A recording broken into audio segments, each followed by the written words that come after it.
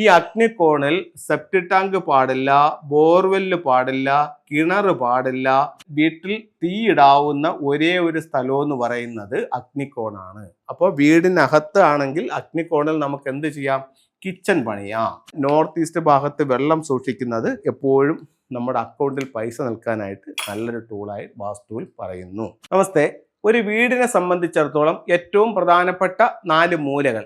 ഒന്ന് കന്നിമൂല എന്ന് പറയുന്ന സൗത്ത് വെസ്റ്റ് കോർണർ, അതായത് തെക്ക് പടിഞ്ഞാറേ മൂല. 2 വടക്ക് പടിഞ്ഞാറ് എന്ന് പറയുന്ന വായുകോണ്, അതായത് നോർത്ത് വെസ്റ്റ് കോർണർ. 3 വടക്ക് കിഴക്ക് എന്ന് പറയുന്ന ഈശാന കോണ്, അതല്ല നോർത്ത് ഈസ്റ്റ്. അതല്ലെങ്കിൽ 4 തെക്ക് കിഴക്കെന്ന് പറയുന്ന അഗ്നികോണ് അഥവാ സൗത്ത് ഈസ്റ്റ് കോർണർ. അപ്പോൾ ഈ 4 ദിക്കുകളിൽ നമുക്ക് എന്തൊക്കെ കാര്യങ്ങൾ ചെയ്യാം, എന്തൊക്കെ കാര്യങ്ങൾ ചെയ്തുകൂടാ എന്നുള്ളതാണ്. ഇത് എന്തിനാണ് ചെയ്യുകയും ചെയ്യാതിരിക്കുകയും ചെയ്യുന്നത്? നമ്മുടെ ജീവിതത്തിൽ അഭിവൃദ്ധികൾ ഉണ്ടാവാൻ വേണ്ടിയിട്ട്, ദോഷങ്ങൾ കുറയ്ക്കാൻ വേണ്ടിയിട്ടും ആണ് ഇതൊക്കെ നമ്മൾ നോക്കുന്നത്. അപ്പോൾ എന്താണെന്നുള്ളത് നമുക്ക് പറയാം. ഒന്ന്, ഈ വീടിൻ്റെ തെക്ക് പടിഞ്ഞാറ് മൂലയിൽ സെപ്റ്റിക് ടാങ്ക് പാടില്ല, ബോർവെൽ പാടില്ല, അത് കഴിഞ്ഞിട്ട് ടോയ്ലറ്റ് പാടില്ല, തെക്ക് പടിഞ്ഞാറ് ഭാഗം കുഴിഞ്ഞു കിടക്കാൻ പാടില്ല, അതായത് താന്ന് കിടക്കാൻ പാടില്ല, തെക്ക് പടിഞ്ഞാറ് ഭാഗം ക്ലോസ്ഡ് ആയിരിക്കണം. ഇപ്പൊ 4 കാര്യങ്ങൾ. ഇനി എന്തൊക്കെ ആകാം? വീടിന്റെ തെക്ക് പടിഞ്ഞാറ് ഭാഗം മതിൽ കെട്ടി അടഞ്ഞിരിക്കണം. തെക്ക് പടിഞ്ഞാറ് ഭാഗമായിരിക്കണം ഏറ്റവും ഉയർന്നിരിക്കേണ്ടത്. തെക്ക് പടിഞ്ഞാറ് ഭാഗത്ത് നമുക്ക് നല്ല ഒരു റെഡ് ലൈറ്റ് ഈ കോർണറിൽ കൊടുക്കാം. അപ്പോൾ എന്നീ കാര്യങ്ങൾ ചെയ്യാം. അതുപോലെ തന്നെ വീടിൻ്റെ മുകളിൽ കന്നിമൂലയിലായിരിക്കണം നിങ്ങളുടെ വാട്ടർ ടാങ്ക് ഇരിക്കേണ്ടത്. അപ്പോൾ ഒരു ദിക്കിൽ ചെയ്യാവുന്ന കാര്യങ്ങളും ചെയ്തുകൂടാത്ത കാര്യങ്ങളും നമ്മൾ പറഞ്ഞു. അടുത്ത ദിക്ക് എടുക്കാം. ക്ലോക്ക് വൈസിൽ പോവാം. അടുത്ത ഡയറക്ഷൻ എന്ന് പറയുന്നത് എവിടെയാണ്? നോർത്ത് വെസ്റ്റ് കോർണറാണ്. അപ്പോൾ നോർത്ത് വെസ്റ്റ് കോർണറിൽ എന്തൊക്കെ പാടില്ല? നോർത്ത് വെസ്റ്റിൽ ഈ പറയുന്ന കണക്ക് ബോർവെല്ലോ കിണറോ പാടില്ല. എവിടെയാണ്? നോർത്ത് വെസ്റ്റ് കോർണറിൽ.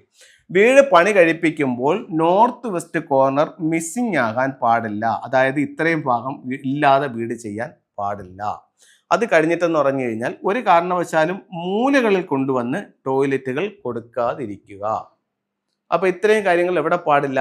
നോർത്ത് വെസ്റ്റിൽ പാടില്ല. ഇനി ഇവിടെ എന്തൊക്കെ ആകാം? നോർത്ത് വെസ്റ്റിൽ നമുക്ക് ഒരു ബെഡ്റൂം എടുക്കുന്നത് നല്ലതാണ്.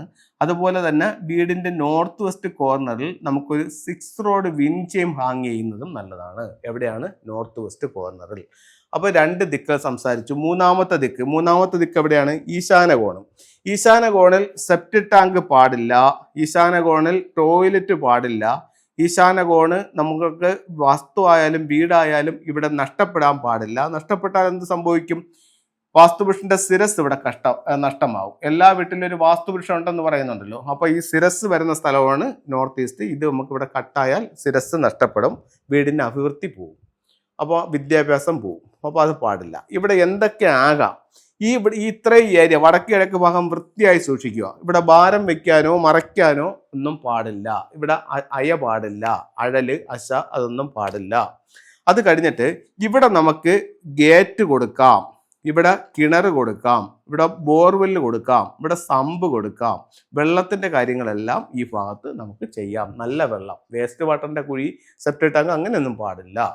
അടുത്ത നാലാമത്തെ ദിക്ക് എന്ന് പറയുന്നത് എവിടെയാണ്? സൗത്ത് ഈസ്റ്റ് കോർണർ ആണ്, അതായത് അഗ്നികോണാണ്. ഈ അഗ്നികോണിൽ സെപ്റ്റിക് ടാങ്ക് പാടില്ല, ബോർവെല്ല് പാടില്ല, കിണർ പാടില്ല, ഇവിടെ വേസ്റ്റ് വാട്ടറിന്റെ കുഴി പാടില്ല, ഇവിടെ ടോയ്ലറ്റ് പാടില്ല. ഇതൊന്നും ഇവിടെ പാടില്ല. ഇവിടെ നമുക്ക് ഏറ്റവും മനോഹരമായിട്ട് ചെയ്യാൻ പറ്റുന്ന കാര്യം എന്ന് പറഞ്ഞു കഴിഞ്ഞാൽ വീട്ടിൽ തീയിടാവുന്ന ഒരേ ഒരു സ്ഥലം എന്ന് പറയുന്നത് അഗ്നികോണാണ്. അപ്പോൾ വീടിനകത്ത് ആണെങ്കിൽ അഗ്നികോണിൽ നമുക്ക് എന്ത് ചെയ്യാം? കിച്ചൺ പണിയാം. വീടിന്റെ പുറത്താണെങ്കിൽ ആ ദിക്കിൽ മാത്രം തീയിടാം. അതുപോലെ തന്നെ തെക്ക് കിഴക്ക് ഭാഗത്ത് ലക്കി ബാമ്പ് പോലുള്ള നല്ല ഹെൽത്തി പ്ലാന്റുകൾ വെക്കുന്നത് നമുക്ക് സാമ്പത്തിക അഭിവൃദ്ധിക്ക് നല്ലതാണ്. ഒരു വീടിനെ സംബന്ധിച്ചിടത്തോളം ഈ 4 ദിക്കുകളിൽ എന്തൊക്കെ പാടില്ല, എന്തൊക്കെ ആകാം എന്നുള്ളത് നിങ്ങളുമായിട്ട് ഷെയർ ചെയ്തിട്ടുണ്ട്. അപ്പോൾ ഇത് നിങ്ങളൊന്ന് ശ്രദ്ധിച്ചു കഴിഞ്ഞാൽ ഒത്തിരി റിസൾട്ട് കൊണ്ടുവരാനായിട്ട് നിങ്ങൾക്കിതുവരെ സാധിക്കും. അതുപോലെ തന്നെ നോർത്ത് ഈസ്റ്റ് ഭാഗത്ത് വെള്ളം സൂക്ഷിക്കുന്നത് നമുക്ക് എപ്പോഴും നമ്മുടെ അക്കൗണ്ടിൽ പൈസ നിൽക്കാനായിട്ട് നല്ലൊരു ടൂളായി വാസ്തുവിൽ പറയുന്നു. ഇനി ഫെങ്ഷുയുടെ ചില ടൂളുകൾ കാണിക്കാം. ഇതൊരു ട്രാവലിംഗ് ബുദ്ധയാണ്, ഒത്തിരി പ്രോസ്പെരിറ്റി ഉള്ളൊരു ബുദ്ധയാണ്. ഇപ്പം നമ്മൾ ഏറ്റവും കൂടുതലായിട്ട് ഉപയോഗിക്കുന്ന ബുദ്ധ എന്ന് പറയുന്നത് ട്രാവലിംഗ് ബുദ്ധയാണ്. ഇതിൻ്റെ ചെറുതും വലുതുമായിട്ടുള്ള ഒരുപാട് ബുദ്ധകളുണ്ട്. അപ്പോൾ ഇതിൽ ഈ ഒരു മോഡലാണ് നമ്മൾ ഏറ്റവും കൂടുതലായിട്ട് ഉപയോഗിക്കുന്നത്. ഒരുപാട് പ്രോസ്പെരിറ്റി നമ്മളിലേക്ക് കൊണ്ടുവരാനായിട്ട് ഏറ്റവും നല്ലൊരു ടൂളായിട്ട് ലാഫിൻ ബുദ്ധയെ കണക്കാക്കുന്നുണ്ട്. അടുത്ത നമുക്ക് ഉപയോഗിക്കാവുന്ന മറ്റൊരു ടൂൾ എന്ന് പറയുന്നത് ഒരു മുക്കാലി തവളയാണ്, അതായത് 3 legged ഫ്രോഗ് ആണ്.